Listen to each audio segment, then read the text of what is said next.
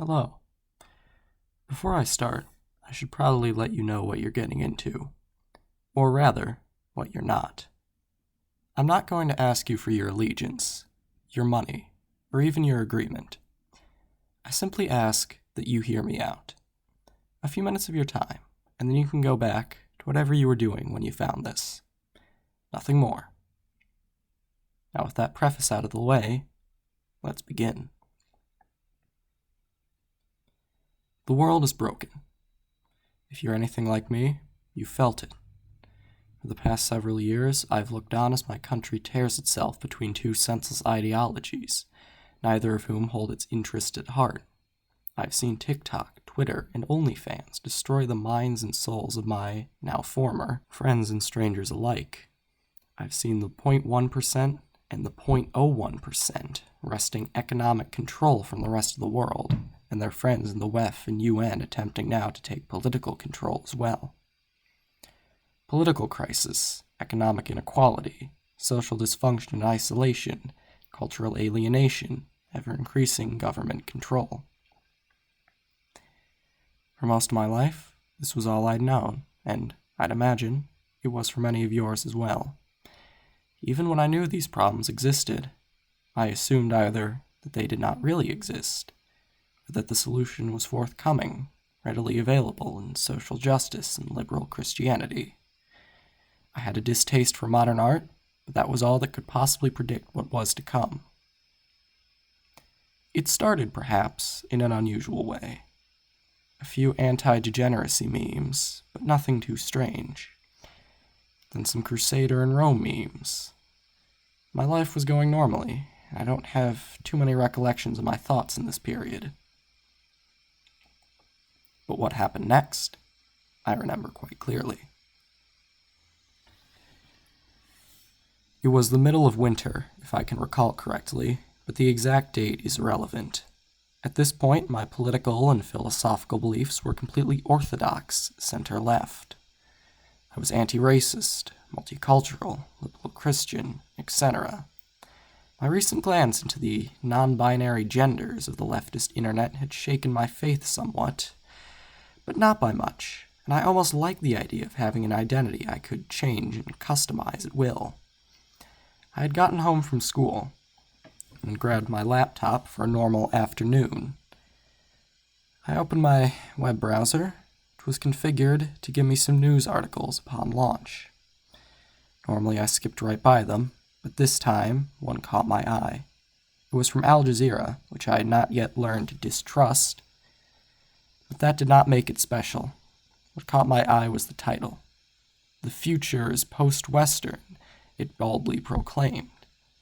Thinking back on it now, it's hard for me to imagine how I didn't feel immediate indignation. But, at the time, all I felt was confusion. Isn't the West just NATO and the EU?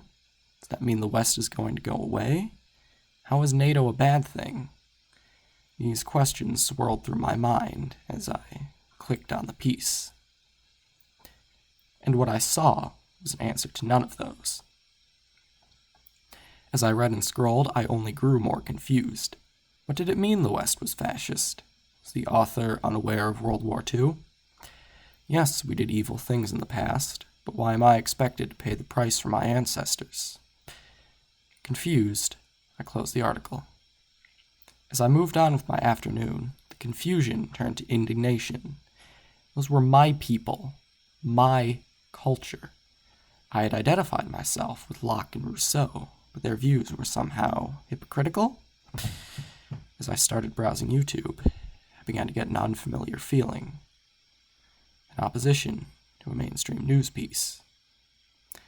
And then I encountered something, a video in my recommendations. I had never seen anything similar before, and to this day I still don't know why it showed up. It was titled Little Dark Age, Western Civilization. With the article still in my head, I clicked on it, expecting an explanation on why the West was the worst development in human history. And what I saw was nothing like that at all.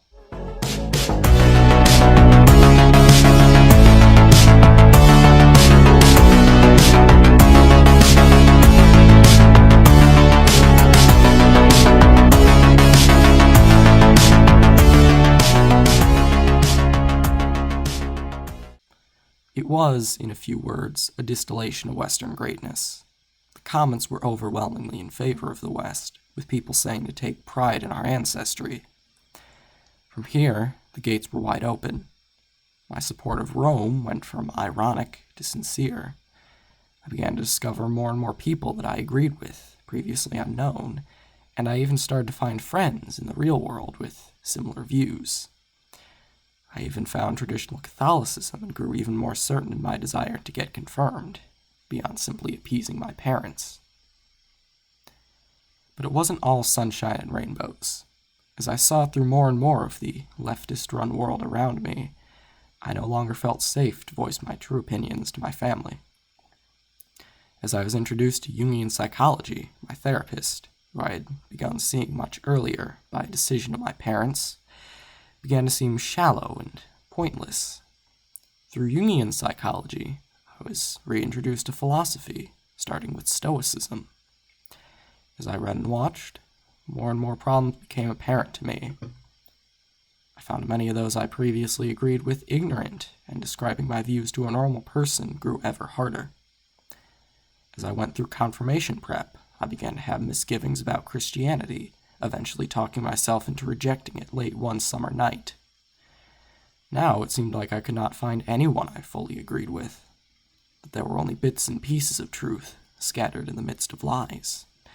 And then, just recently, I realized that if no one seemed to have the truth, then I would have to find it myself. That a philosophy I agreed with would not fall into my lap if I sat on my couch for long enough. That if there was no fire to light my way, then I would start my own. So I began to look, and as I searched, I realized one thing very quickly. The West is sick, fallen from its golden era. It was then that my task acquired a newfound urgency. My people and culture were drowning under lies, and only the truth could save them from destruction and erasure. As I searched, I began to understand the source of the West's downfall, and discovered that its roots run far deeper and are far more insidious than I could have imagined. And so, I went to my quest with redoubled urgency, searching the wisdom of my ancestors for the source of their greatness, that we can reach it again, in a race against time to save my culture. And so, here we are. If you've made it this far, then you hopefully understand why I've started making content, and why I do not take this lightly.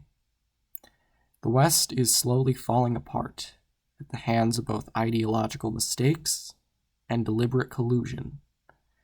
Learning why this is happening and how to fix it is the most important task of the century.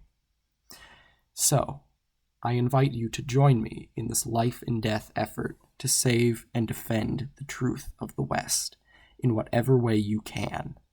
I warn you, the task is difficult. It is long, arduous, and lonely, and there are many forces who would seek to prevent us from its completion. But we are in the right, and seeking a noble end, and evil cannot delay such a goal forever. And, when we succeed, we will be thanked by our descendants for restoring to them the virtues, the wisdom, and the soul of the West, and the soul of their ancestors. You have the spirit, glory, and strength of the West within you, and all you must do to save it is awaken it in yourself. So farewell for now, and Ave Occidens, vera patria nostrum.